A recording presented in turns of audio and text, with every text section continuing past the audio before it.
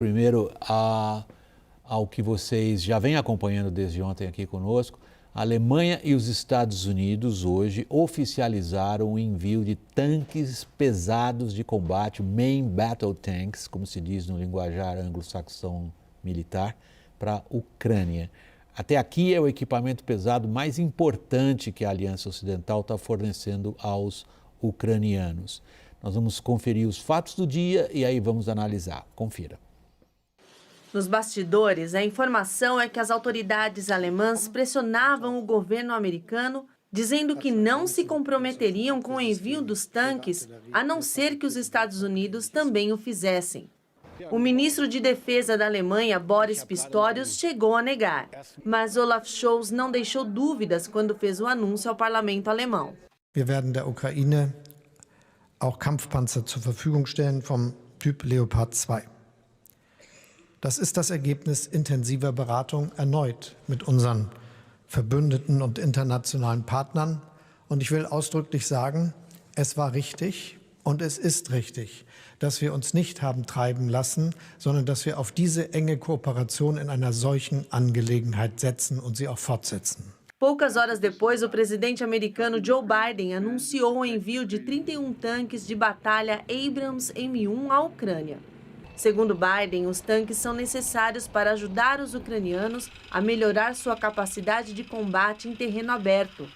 Durante o anúncio, Biden pontuou que o fornecimento destes potentes veículos de combate é para ajudar o exército ucraniano a defender e proteger seu território, e não uma ameaça ofensiva à Rússia.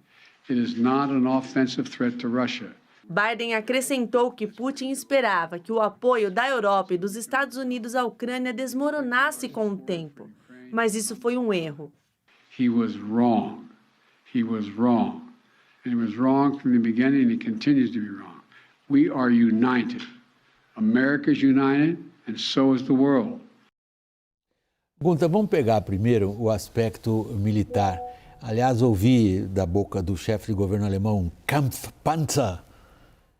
Sabemos, porém, que o poder militar não é função apenas de um Kampfpanzer. O poder militar está associado à estrutura de força, doutrina, logística, fora aqueles chamados intangíveis, moral, treinamento, comando.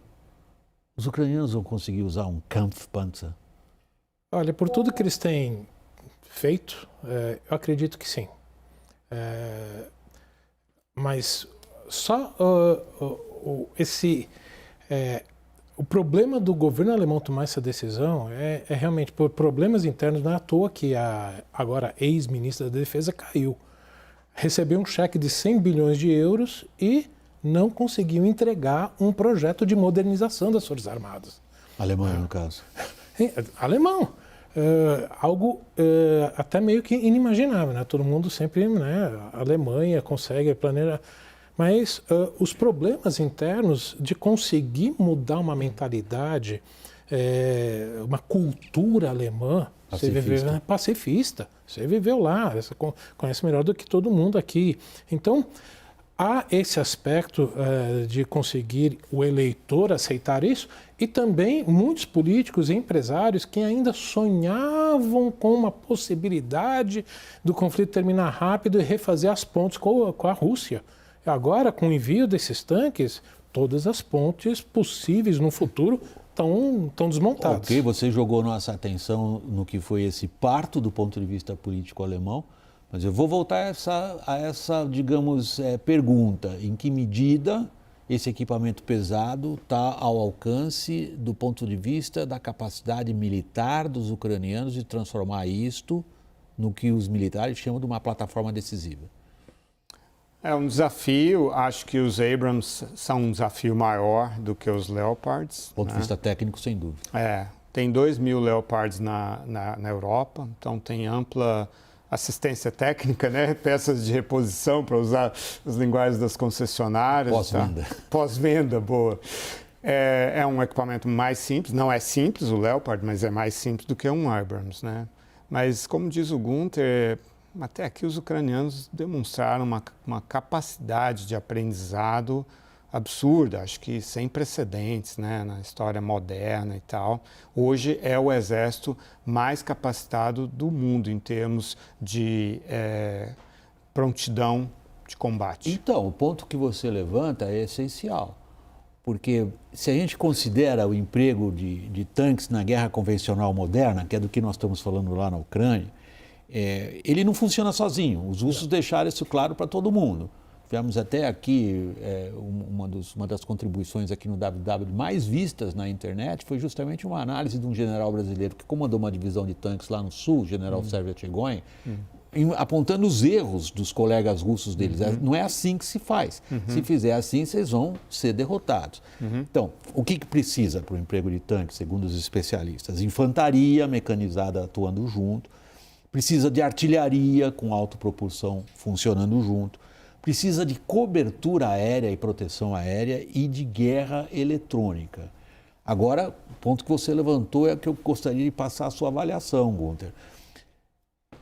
Por tudo isso que a gente viu os ucranianos serem capazes do ponto de vista de flexibilidade operacional tática, uma operação combinada dessas, com um número nutrido de tanques pesados na ponta da ofensiva, requer algo que eles nunca fizeram.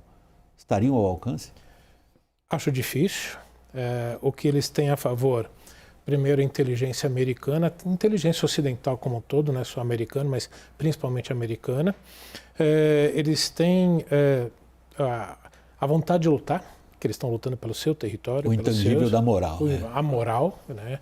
Não é à toa que se fala tanto da baixa moral do soldado russo.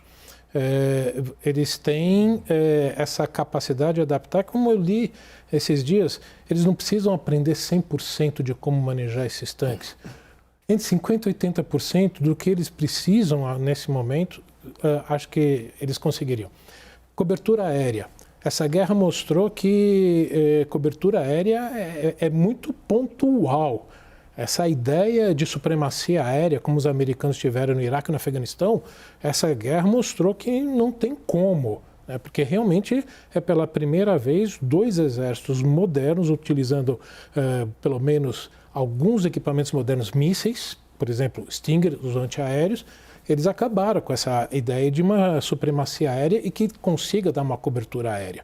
Os helicópteros estão voando, raspando nas árvores para fugir desses mísseis. E os ucranianos derrubaram 3 2 dias atrás. Pois é, então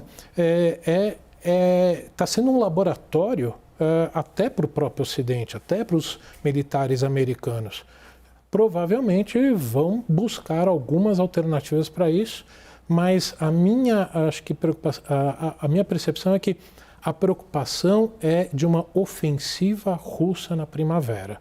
E por isso essa necessidade tão grande de já começar a mandar os tanques, eles começarem a aprender, porque o Putin está começando a se preparar para uma ofensiva. Ele precisa disso. E o novo general que está comandando também precisa apresentar isso. Vamos olhar para o outro lado, então. A gente tem uma espiada na capacidade que os ucranianos têm ou não têm de emprego dessas armas de enorme potência de fogo, que são esses tanques pesados de combate.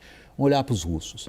O Putin está, na verdade, preparando uma nova onda de mobilização e a dúvida entre os especialistas é se ele tem tempo de treinar o que seria um número aproximadamente de 200 mil soldados que ele colocaria ali diretamente no campo de batalha. Isto é um peso considerável.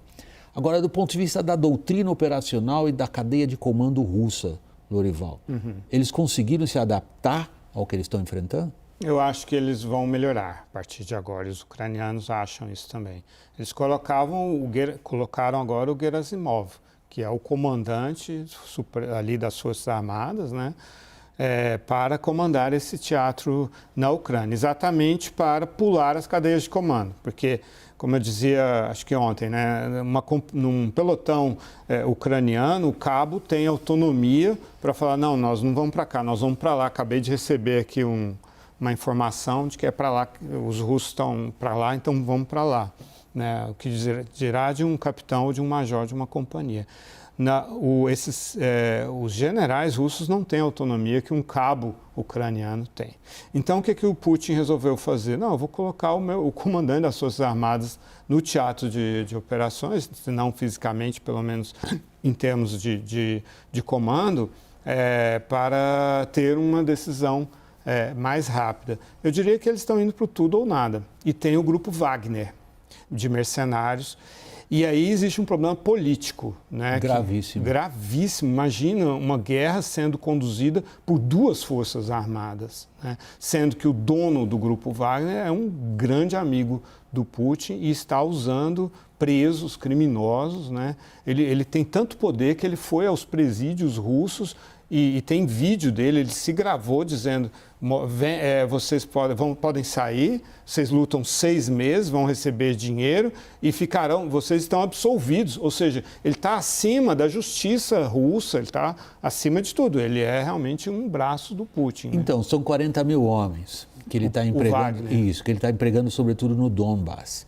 Sobretudo nessas ofensivas que têm tido um custo muito grande em baixas diretas, porque ele usa táticas absolutamente inaceitáveis do ponto de vista de exércitos ocidentais. Ele está usando ainda, não é a onda humana, mas ele usa ataques frontais desses que saíram da prisão e que, se não morrerem lá na frente, vão morrer atrás. Então, eles se atiram e estão sendo literalmente carne de canhão. Sim. Agora, o Putin está devolvendo ao Ministério da Defesa russo as prerrogativas que até ali, como você assinalou, estavam sendo divididas com tropas de mercenários e particulares. Esse é um exército particular que recebe do Estado russo o fornecimento de armas pesadas. Agora, os russos, eles têm uma noção do tempo trabalhando a favor deles. Te parece correta? Em parte, sim, porque só de mobilização, né, de que eles podem ter, de tirar gente, né, jovens, para virar bucho de canhão praticamente, que foi o que fizeram com essa primeira mobilização parcial, já causou, por outro lado, causou um descontentamento que não se vê na Rússia há muito tempo. E principalmente já começando a virar contra o próprio Putin. Então, enquanto que do lado ucraniano não está tendo mais de onde tirar. Então, do ponto de vista assim, do russo, quanto mais tempo, vai ter mais gente para morrer. Agora, jogar tudo isso e não conseguir avançar nada, primeiro, vai ter um limite de também de onde tirar e até um limite dentro da própria Rússia de popularidade, porque está morrendo muita gente. Gunta Rutschitz, professor da SPM, obrigado pela participação aqui no WW. A você, Lorival, como sempre, muito bem-vindo. Obrigado por estar na nossa roda.